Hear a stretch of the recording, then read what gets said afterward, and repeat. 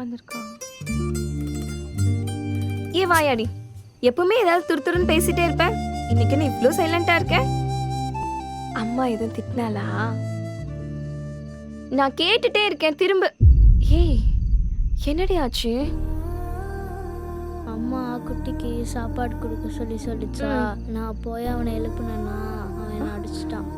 அச்சச்சோ. சரி, நீ எதுவும் worry பண்ணாத. நான் போய் குட்டி இப்பவே என்னன்னு கேட்டுடுறேன். ஆமா, நீ போய் கேட்டுருவ. போடி குண்டம்மா. ஏய் தேஜு,